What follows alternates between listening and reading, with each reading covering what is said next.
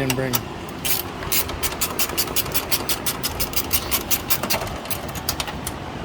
Really? I got it. I got it. I got it.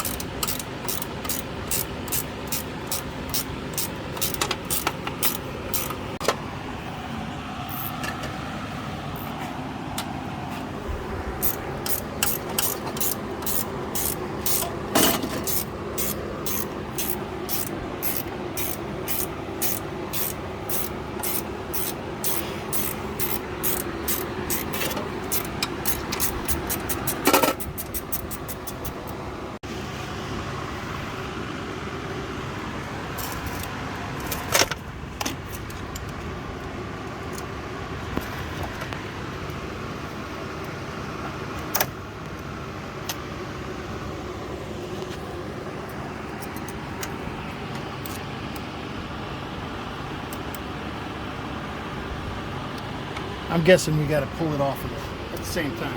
Okay. All that stuff's in the way. I'm gonna finish taking this off and get this out of here. We'll do all that, okay? I need to see if that other one has the rubber grommets on it still or not.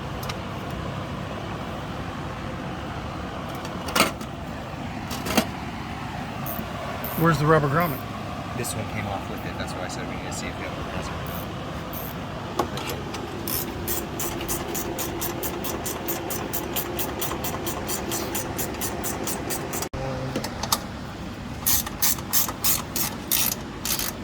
Bring that over the bumper.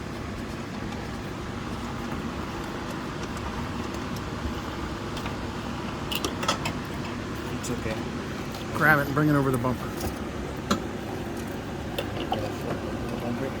It should. It's not really got enough length. I just set it Just down. set it down there. Just walk it back up. Put that in there with that. Okay. You're gonna have to take this off. Yes, you are correct.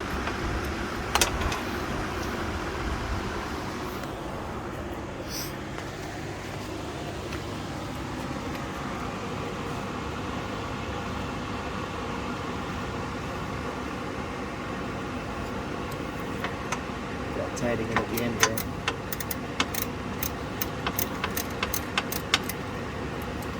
It's okay, I guess so.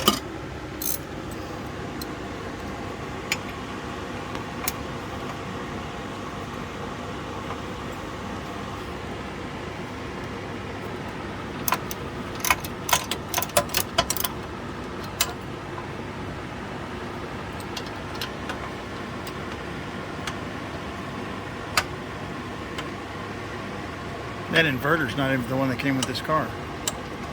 I had to rebuild that one. That inverter's because it burned up. The inverter, the 12-volt inverter's on the bottom of that Yes, sir. hybrid inverter.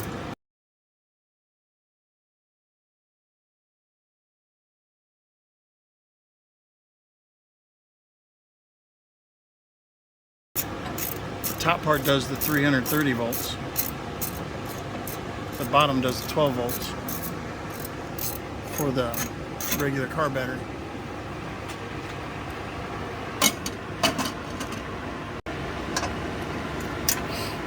It's a 10. It's a 10, but that 10 didn't fit. Can't be an 11, can it? That's a 10. 11 is too fat.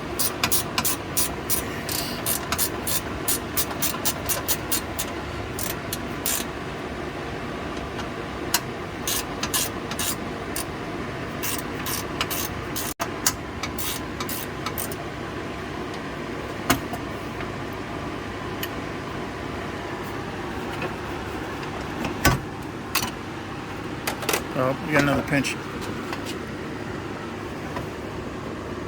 Wiring harness.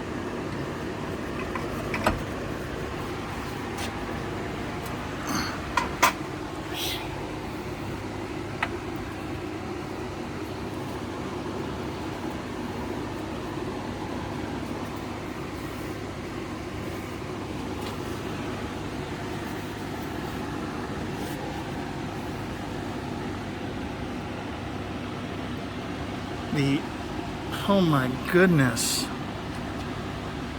The air conditioner condenser is built into it.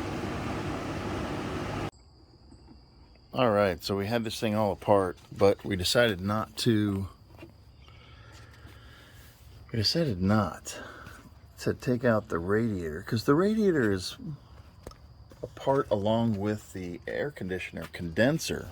So we would have had to discharge the air conditioning, and then we would have had to recharge it.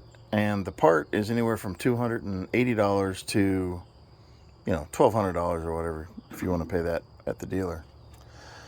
Well, what we decided to do is we put some bars stop leak in it, and we only put in half of a jar, and that's where it is. So it's full.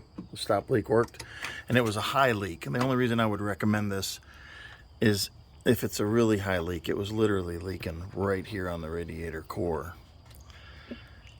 So to me, that was the easier way to fix it, and it seems to be doing well. The air conditioning's nice and ice cold. If the air conditioning had not been working, then I would have recommended just go ahead and replacing the, see, this is part of the radiator. It's actually, welded together.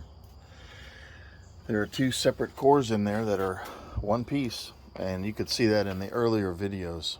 So that's how we decided to go ahead and fix this one, just because of the complexity, and plus the air conditioning was ice cold and it's not leaking. So we're going to drive until the air conditioning quits working, and then we might think about changing the radiator, since it's one piece with that condenser.